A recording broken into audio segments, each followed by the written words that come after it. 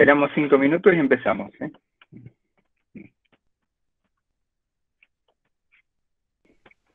Daniel, ya que mientras esperamos, ahí estoy viendo el chat, hay algunas consultas. Sí. Valentina estaba preguntando por el tema de los teóricos del martes, si era necesario ver uno y otro, por ahí podés aclarar la cuestión. Sí, digamos que el teórico del martes es un teórico que profundiza algunas cuestiones y que desarrolla algunos temas. Es como complementario, si se quiere, del teórico del lunes, ¿sí? Lo obligatorio es el teórico del lunes, ¿sí? El otro es complementario y profundiza algunas cuestiones que son muy interesantes, especialmente para los que le interesen en algunas cuestiones relacionadas con una mirada lacaniana sobre problemáticas del lenguaje y de la sociedad, ¿sí?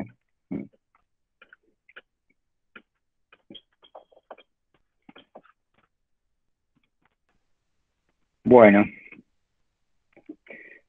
digamos que este teórico va a ser introductorio, vamos a hacer algo muy corto, introductorio. Los teóricos formalmente dichos empezarían el lunes que viene, ¿sí?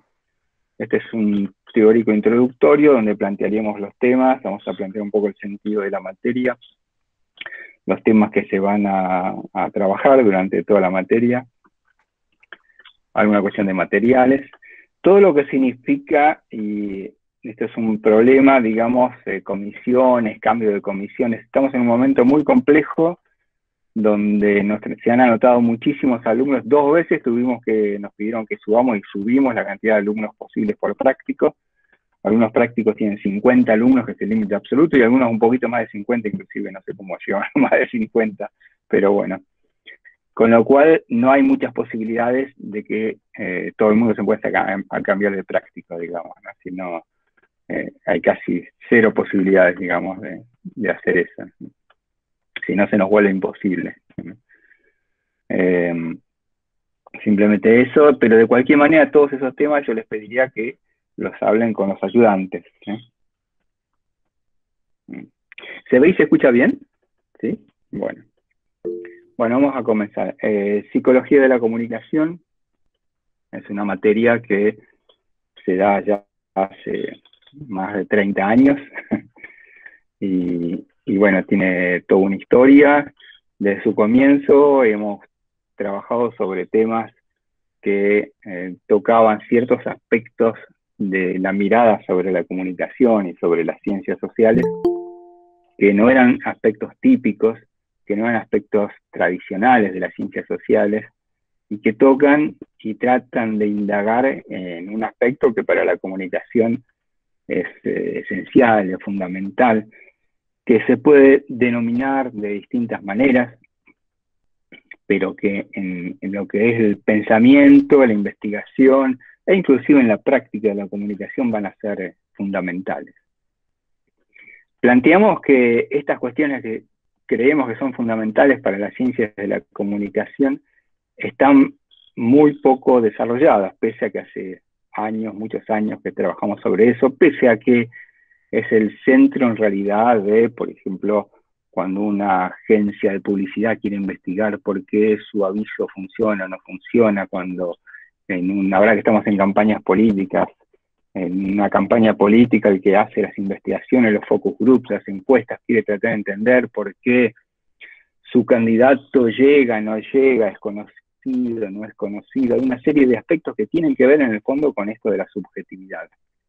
Así que es imposible comprender de manera objetiva, entre comillas, los aspectos, diría, centrales que hacen a la comprensión de los aspectos de la comunicación. Es como si yo les preguntara, bueno, analícenme un programa de televisión. Y ustedes analizan una telenovela, por ejemplo, lo analizan en función de lo que ven, hacen un análisis semiótico, semiológico, con cualquier otra teoría, abarcan todo aquello que se ve en la telenovela, que aparece en la pantalla, desde los estilos, desde la enunciación, desde las estéticas, desde todo lo que quieran, lo ponen, lo vuelcan en un análisis. Ese análisis refleja las razones por las cuales la gente se engancha viendo esa telenovela? No, porque le falta algo esencial, le falta algo que es el fundamento de toda la comunicación y, por ejemplo, en este caso, de las razones por las cuales la gente ve la telenovela, que es el receptor, que es cómo funciona, qué pasa en ese terreno que en realidad no es el terreno del objetivo, no es el terreno de las imágenes, no es el terreno de la enunciación, no es el terreno de las estéticas, sino, pero que tiene que ver con las estéticas, con la imagen, con la enunciación, con los personajes, pero que no es en sí mismo la objetividad de todo eso, sino es cómo los públicos lo perciben. Y cuando decimos cómo lo perciben, hay acá un tema central que es cómo lo sienten. Digamos, ningún análisis objetivo de una telenovela o de cualquier elemento comunicacional va a dar cuenta por sí mismo de las razones o una cierta descripción que se pueda entender y que sea útil para comprender, por las cuales la gente se vincula, se comunica, qué es lo que pasa con eso. Para entender eso falta este elemento que llamamos subjetividad, y que vamos a tratar durante todo el cuatrimestre de definirlo, de pensarlo, de analizarlo, que no tiene, vamos a ver que no tiene una mirada fácil y simple, que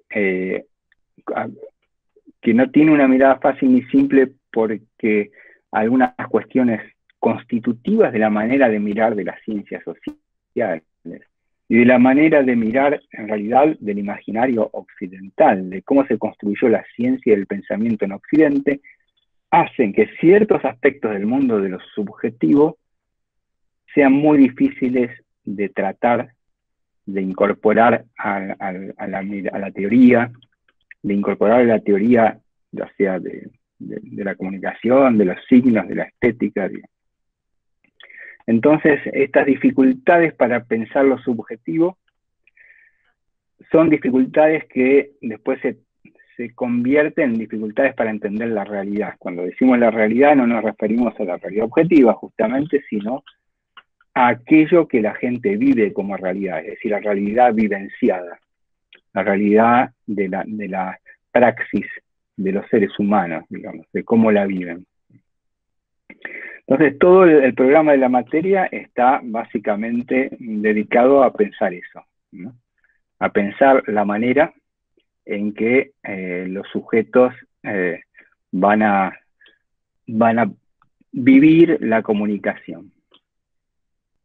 Yo lo voy a describir ahora 8 puntos, que son 8 puntos, los 8 puntos del programa esenciales sobre los que vamos a trabajar, que son todos caminos, son recorridos que intentan acercarse a esto de la subjetividad. El primer punto y primer teórico quizás tenga que ver con cómo pensar la comunicación y la subjetividad, cómo construir certeza donde no la hay, digamos, y sobre todo en una situación de la cual por suerte estamos comenzando a salir, parecería, que es la situación de pandemia. En este contexto, ¿qué significa pensar la subjetividad? ¿Cuáles son los límites y las posibilidades del pensamiento teórico sobre la subjetividad? ¿Sí?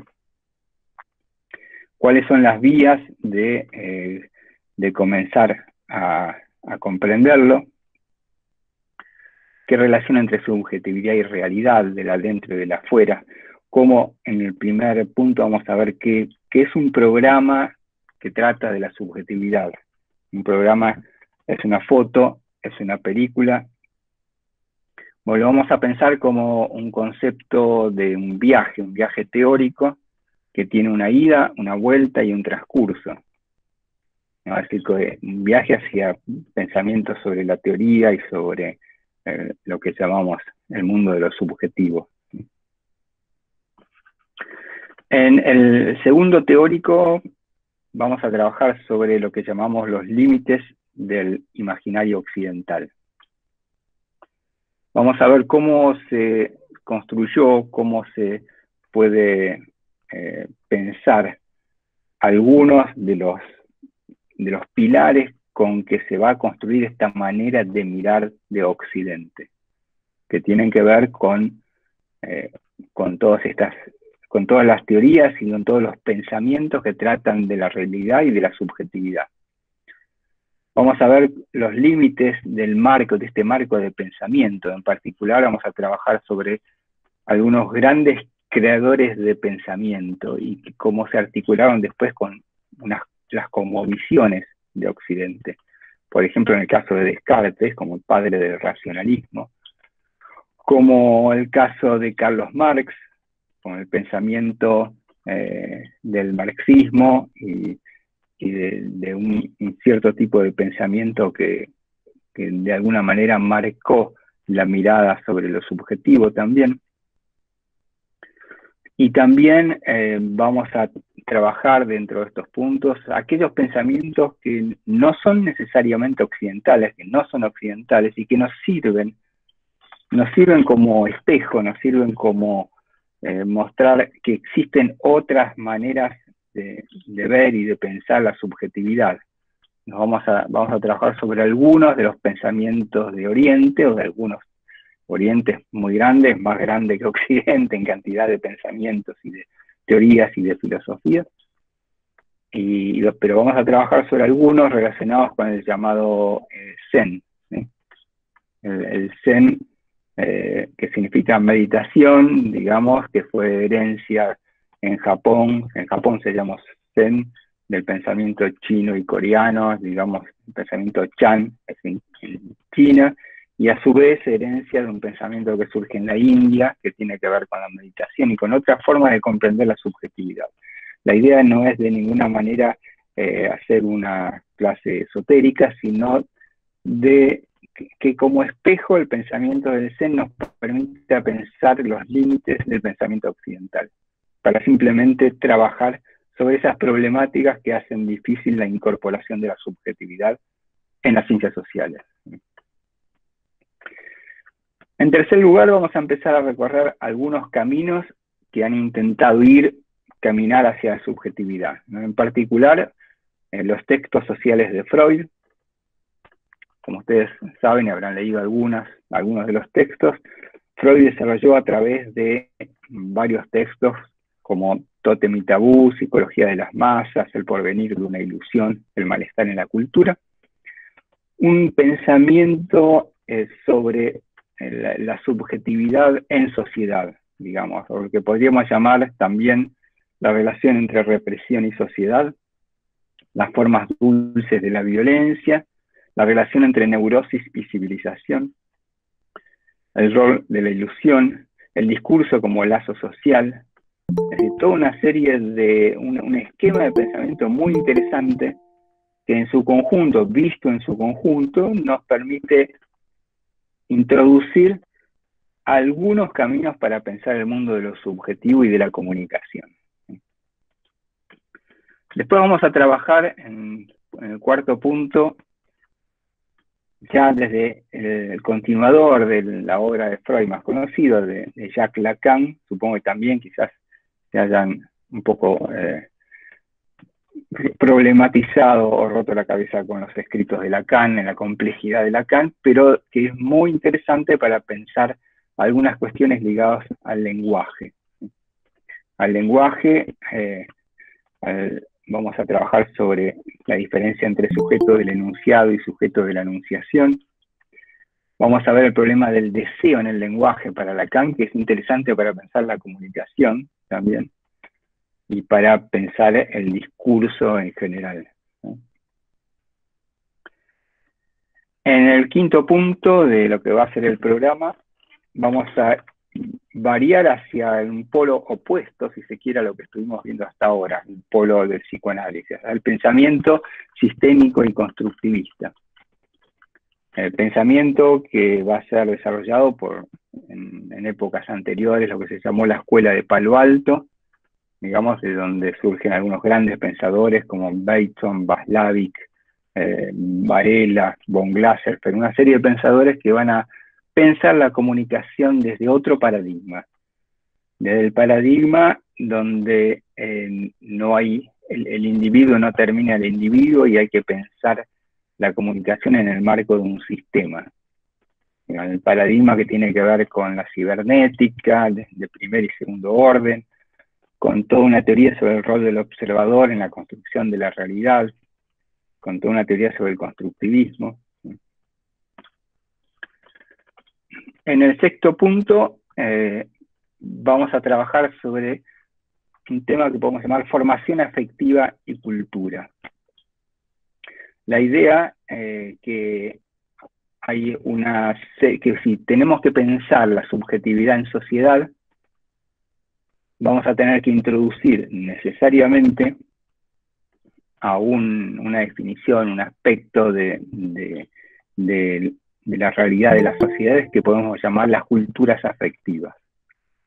Podemos decir que cada sociedad tiene una manera de sentir, que esas maneras de sentir se trasladan, se transmiten, se construyen en común, se contagian, y comprender la evolución de esas culturas afectivas nos va a permitir pensar una serie de temas que van a ser esenciales para la comunicación, ¿no? Y hay temas muy importantes que todavía no han sido suficientemente investigados, en nuestra opinión, como por ejemplo el tema de las creencias.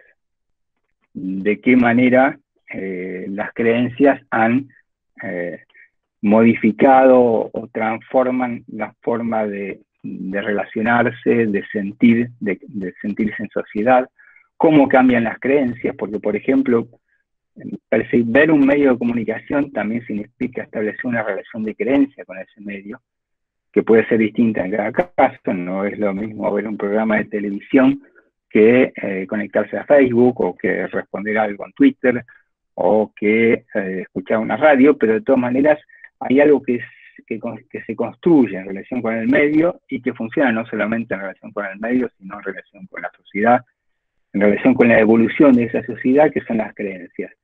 Para pensar las creencias hay que pensar las personas, cómo sienten y cómo viven las personas en esa sociedad. Para entender, por ejemplo, qué pasó durante la pandemia, qué puede pasar en la pospandemia, eso es imposible entenderlo y analizarlo desde el punto de vista objetivo. Solo se puede entender si uno indaga sobre de qué manera la gente, cómo vivió la pandemia, qué influencia tuvo en su manera de percibir las cosas, de sentirlas, ¿sí? Y en el centro de toda creencia, eso lo vamos a ver, está instalado un sentimiento, una manera de sentir. Por eso la evolución de las maneras de sentir es esencial para comprender esto que es la subjetividad y la intersubjetividad en la comunicación y en las teorías de la comunicación. Luego vamos a trabajar también sobre lo que llamamos comunicación inductiva. Llamamos comunicación inductiva para que de una manera que no cause demasiada impresión, entendamos todo lo que pasa en relación a ciertos efectos de la comunicación, que hasta pueden ser en algún momento relacionados con los estados alterados de conciencia, con los fenómenos de trance, con la comunicación inductiva. Cuando nosotros, por ejemplo, decimos que estuvimos una hora viendo televisión, ¿qué es lo que pasó con nosotros? ¿Qué es lo que pasó con nuestro cuerpo? Porque una persona ve de repente un programa durante una hora, a veces ni sabe qué ocurrió en el programa, pero sin embargo estuvo vinculado con ese programa, estuvo todo el tiempo mirándolo. Esas luces, todas esas imágenes, ¿qué es lo que produjeron en la manera de sentir, ¿no? En la afectividad de cada persona? Procesos que a veces hasta pueden ser relacionados hasta los procesos hipnóticos, y no hablo de la hipnosis tradicional, sino de las formas modernas, lo que se llamarían las formas modernas de la hipnosis.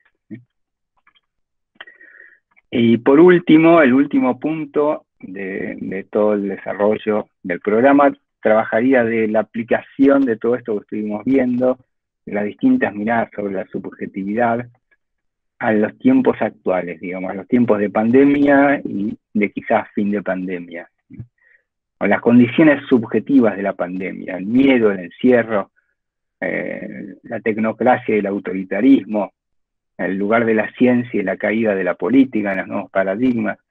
Hay en estos momentos que empieza, por ejemplo, con la vacunación a cambiar las ciertas maneras de sentir, y eso se nota en todas las investigaciones, en las encuestas. Uno se interroga, bueno, ¿qué nuevo mundo aparece? ¿Qué nuevo mundo aparece con la pospandemia, digamos? Y no es evidente, ¿no? Es que todos los teóricos que vaticinaron al principio de la pandemia, hace un año y medio, grandes teóricos, grandes filósofos, grandes pensadores, yo diría que todo eso, por más que es interesante de leerlo, fue interesante en su momento, como Sopa de Wuhan y todos esos escritos, es muy interesante. Sin embargo, adolecen de que eso era el principio de la pandemia y ahora estamos a un supuesto final. Y ese supuesto final no lo podemos predecir en cómo va a cambiar las maneras de sentir, ¿no?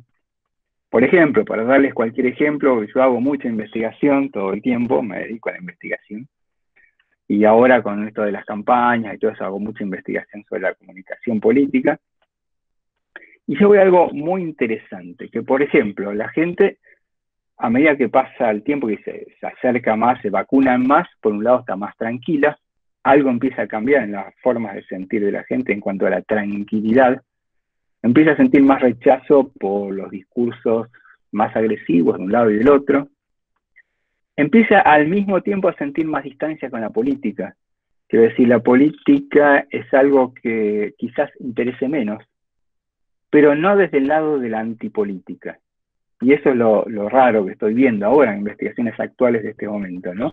La política deja de interesar, pero no desde la construcción de una antipolítica, digamos, sino desde la indiferencia, ¿no? Si lo que aparece como fenómeno en esta época y por el cual están desesperados todos los candidatos en este momento, con respecto a los públicos, es la indiferencia, no es la antipolítica, no es todo que se vayan todos, no es eso, es no estoy mirando eso, no estoy mirando ese canal. Por eso, por ejemplo, es difícil posicionar a veces gente que no lo conozcan, ¿no? Un candidato nuevo que tiene que posicionarse en este momento es muy difícil porque la gente no está con el ánimo de empezar a escuchar a alguien.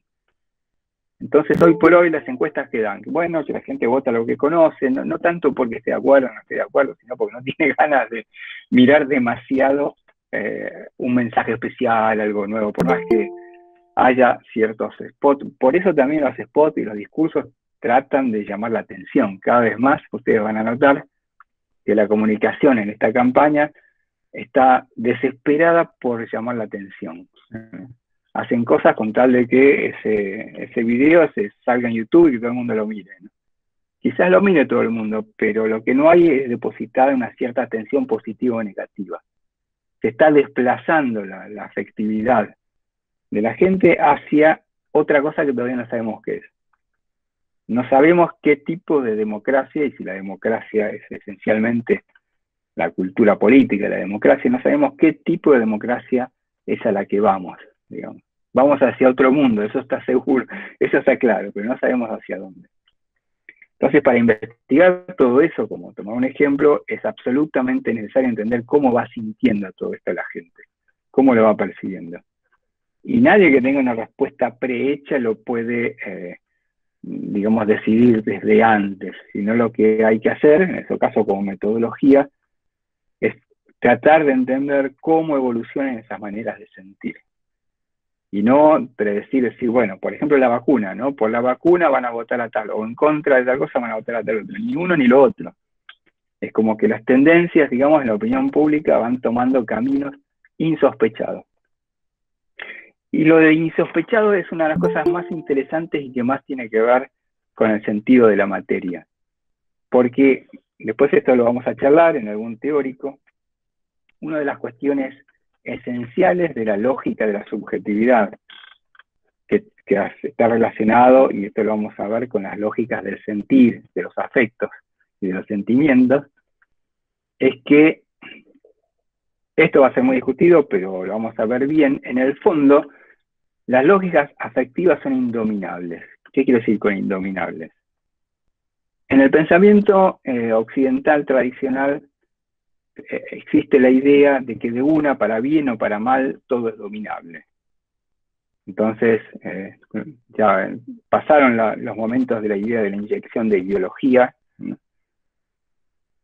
Cuando la gente mira un medio de comunicación es porque quiere mirarlo, no porque el medio le meta dentro de su cabeza las ideas reaccionarias o no reaccionarias, digamos, sino que hay un cierto enganche, hay una cierta relación, un vínculo entre la forma y la afectividad, cómo va evolucionando la gente y el medio de comunicación. Ese es un tema esencial que hay que entender y que uno entiende con el tiempo. Cuando un medio, por ejemplo, empieza a tratar de meter en la gente cosas que la gente no, o que un sector, la gente es muy amplia, ¿no? Con un sector de la opinión pública no está dispuesto a escucharlo, tarde o temprano ese rating cae. Y hemos visto fenómenos, estamos viendo fenómenos de caídas de rating muy fuertes en este momento.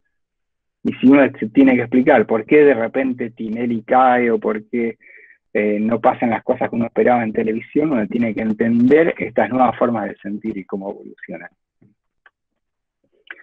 Entonces decíamos, un principio de los sentimientos, un principio de los afectos, es que no hay dominación posible. Hay sí utilización de algo que ya existe. Quiero decir, tomamos el ejemplo de alguien que le gusta comer chocolate. Entonces, uno puede decidir no comer chocolate porque le hace mal. Pero lo que no puede decidir uno sobre uno mismo es que le deje de gustar el chocolate. Y así como no puede decidir, no hay decisión ni dominio posible sobre el gusto del chocolate, que te guste o no, tampoco hay decisión posible sobre las creencias. Vos no podés decidir si vas a creer en algo o no. Esta idea, que la vamos a trabajar, la vamos a profundizar, seguramente va en contra de ciertas ideas de autonomía que tradicionalmente en las sociedades occidentales y democráticas tenemos, digamos, que nosotros decidimos. Sin embargo, hay un aspecto sobre el cual no decidimos, y ese aspecto es lo más esencial de nosotros, y es indominable, y es la forma en que sentimos las cosas. Que nosotros no decidamos no quiere decir que no tengan una evolución, que no puedan estudiarse, que no puedan utilizarse en algunos casos. Lo que planteamos en la materia es tratar de investigar y entender cómo funcionan esas maneras, esas afectividades, esas maneras de sentir, y en función de esos análisis, introducir a las ciencias de la comunicación estos aspectos que son complejos y que son difíciles. Esta introducción de la afectividad en las ciencias de la comunicación y en las ciencias sociales no es sencilla. No es sencilla porque implica romper con ciertos paradigmas de la forma de análisis y la forma inclusive la forma de pensar las ciencias sociales mismas. Quizás se acerque más a otro tipo de pensamiento, por ejemplo, el pensamiento de los análisis sobre el arte. El análisis de la obra artística no quiere decir que no se pueda analizar el arte, que alguien no pueda tener todo un estudio, que alguien no estudie cómo se toca el violín, cuáles son las cosas que funcionan bien, o cómo son los blues de Eric Clapton, o cómo pintaba Van Gogh. Pero lo que no se puede es a todo eso trabajarlo tal cual se analizan las cuestiones objetivas.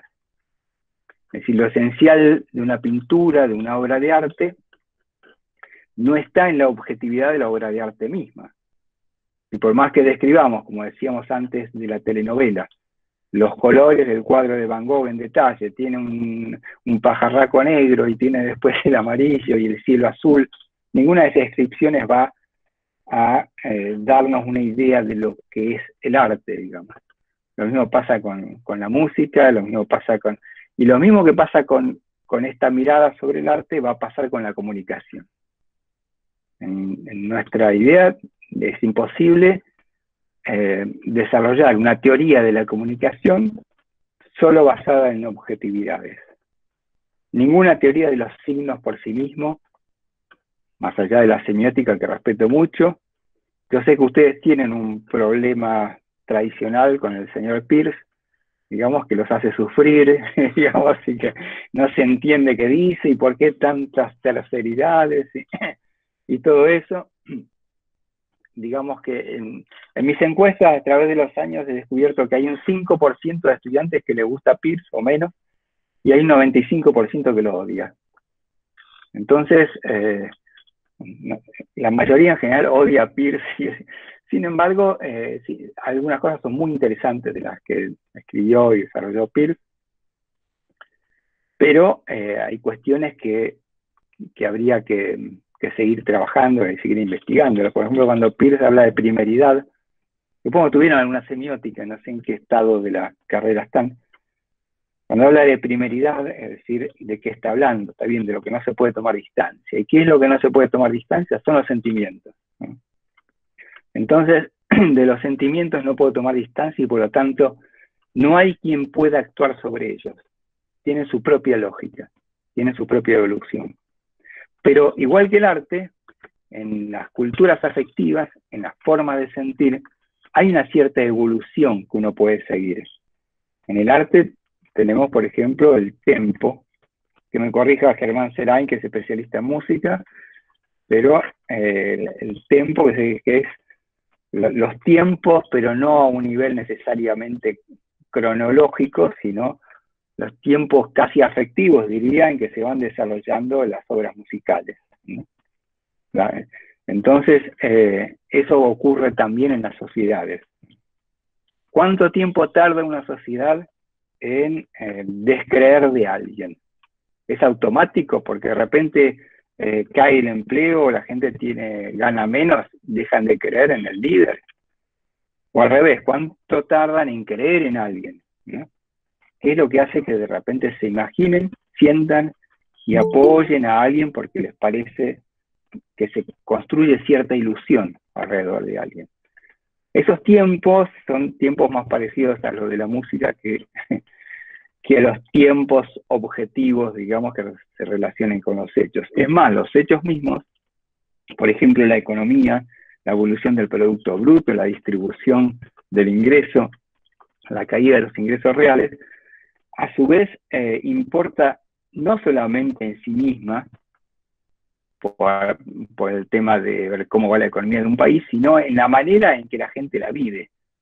Que si no es lo mismo que caiga el Producto Bruto cuando la gente lo siente de una manera que si lo siente de otra. Y así todo, ¿no? La gente hay culturas y formas de sentir que van a ser diferentes y van a hacer que las cosas sean diferentes en cada sociedad. Hay momentos históricos también. Hay hasta problemas psicológicos históricos que aparecen en cierto momento de una sociedad y no en otros, ¿no? Por eso digo, cuando digo, me parece a través de las encuestas y las investigaciones que estoy viendo, que los momentos de la agresividad están pasando. Es porque lo veo en la investigación, ¿no? Veo que ha pasado momentos en uno y otro sentido de mucha agresividad social, de la grieta, todo eso, y ahora me parece que está ocurriendo otra cosa, o que la gente está mirando, sintiendo las cosas de otra manera. Lo cual no quiere decir que apoyo o deje de apoyar a un gobierno, no tiene que ver con eso, sino con las formas en que la gente interpreta estar en sociedad. El estudio de todos esos procesos y los procesos comunicacionales necesita de la introducción de una mirada sobre la subjetividad. Y eso es lo que vamos a tratar de hacer durante este cuatrimestre, ¿no? Esta es simplemente una introducción, digamos que el próximo lunes, seguramente con un nuevo vínculo para conectarnos, para que puedan conectarse todos, vamos a empezar oficialmente con los teóricos. Cuestiones prácticas, les pediría que los hablen con los ayudantes. Nosotros vamos a trabajar mucho con un libro que se acaba de publicar, que lo acaba de publicar la cátedra. El libro se llama El sujeto de la comunicación, ¿sí? Están varios de los escritos que van a fundamentar el desarrollo de todo el programa, ¿sí? Está producido por Eudeva, hace poquito, acaba de salir en realidad, así que vamos a hacer algunas actividades seguramente de la cátedra sobre este libro. Está producido por Eudeva, es relativamente barato, digamos, comprarlo en papel sale 700 pesos, comprarlo en ebook sale 300 y algo de pesos, ¿no? Y es como una base para todo el cuatrimestre, si se quiere. Así que les recomiendo en la medida que puedan conseguirlo, ¿no? Y esto, ahí está gran parte de lo que vamos a trabajar y lo que vamos a ver durante el cuatrimestre. Así que, bueno, esos son más o menos los temas. Insisto, el tema de cambios de comisiones, todo eso, echarle el ojo con los ayudantes, lo veo muy difícil en este momento porque tenemos un surplus de alumnos muy grande. Cualquier otra pregunta que tenga que ver con temas así, no de tipo exactamente concretos. ¿Por qué plataforma podemos conseguir el ebook? Bueno, el ebook creo que cuando se compra, no lo sé en realidad, pero creo que cuando se compra está como preparado para varias plataformas. Habría que preguntarle a Udeva, le pueden escribir ustedes a Udeva. ¿Sí? Esta semana sí arrancan los prácticos. Algunos ayudantes, acá hay una cierta autonomía de los ayudantes. Digamos, yo creo mucho que desde el principio de la materia creemos que el tema de la teoría no es una teoría desencarnada de la gente que la trabaja. Entonces, cada ayudante tiene ciertos agregados, ciertas cuestiones que trabaja que tienen que ver con su propio recorrido, que es importante respetar. Entonces, algunos ayudantes pueden ser que den alguna bibliografía complementaria o de otro tipo para algunos de los temas, pero los temas básicos están todos aquí en el libro. Daniel, preguntaban Sí. en el chat si el lunes que viene, que es feriado, va a haber teórico. Buena pregunta. No, el lunes que viene, que es feriado, no va a haber teórico, así que tienen un lunes de changüí. Empezamos el otro entonces. ¿Qué es el lunes que viene? Perdón, Germán, que estoy un poco en la... el lunes que viene es feriado, ¿sí? Por el 17 de agosto. Ok. Lo trasladan al lunes 17. La trasladan al lunes 17, claro. Bueno, entonces empezaremos el otro, digamos, nos volveremos a conectar, tenemos 2 semanas para conseguir los materiales. Entonces te estás mirando, Germán, si hay alguna otra pregunta especial, alguna otra cosa que haya que contestar. Había algunas preguntas respecto de los cronogramas de lectura y los materiales, pero bueno, como bien vos señalabas, cada ayudante va a ir indicándoles el orden de los textos, eventualmente podrá agregar algún texto puntual más. Eso, pónganse en contacto con los docentes de cada comisión y lo van viendo con ellos. ¿Cuál es el texto que hay que leer para el otro lunes? Bien. El texto que habría que leer para el próximo lunes sería el texto primero del libro, el sujeto de la comunicación, ¿sí? Que es el primer texto. Es un texto corto, pero muy sustancial en pensamientos y en definiciones. ¿Sí? A ver. Gracias. Sí. Perdón, una pregunta más. Además de ir viendo con los profesores de prácticos el tema de la bibliografía y del programa, ¿también vemos con ellos el tema de la forma de evaluación?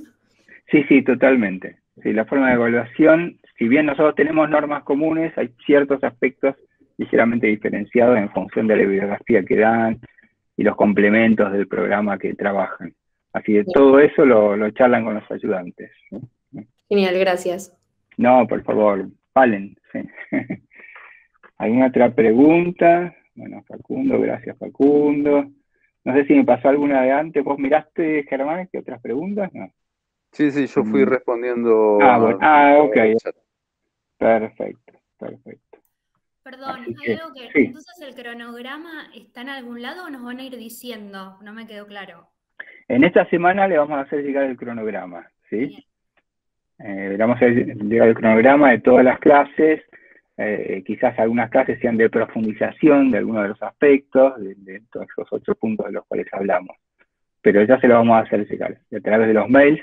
Tenemos los mails de todos ustedes, así que se los haremos llegar a través de eso. Genial, gracias. Gracias a vos, Florencia. Así que, bueno, ¿vos tenés algo más que decir, Germán?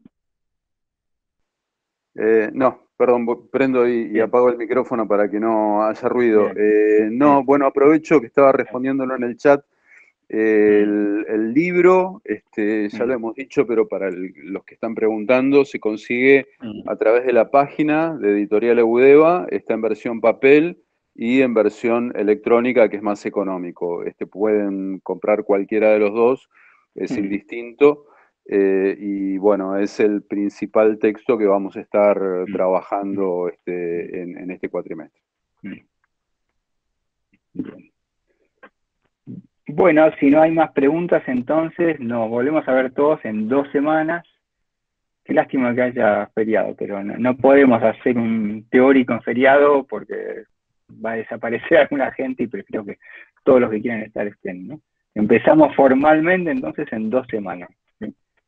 Les agradezco mucho de participar y de interesarse en la materia y bueno, pongámosle fuerza. Y aprovechen ahora que cuando sea presencial va a ser más difícil, van a tener que ir hasta la facultad y sufrir las inclemencias del viento y del frío y del calor y todo eso. Así que bueno, tratemos de aprovechar bien esta época difícil. Pero bueno. Listo, entonces, gracias a todos, nos vemos en 2 semanas. Gracias. Muchas gracias. Gracias, profe.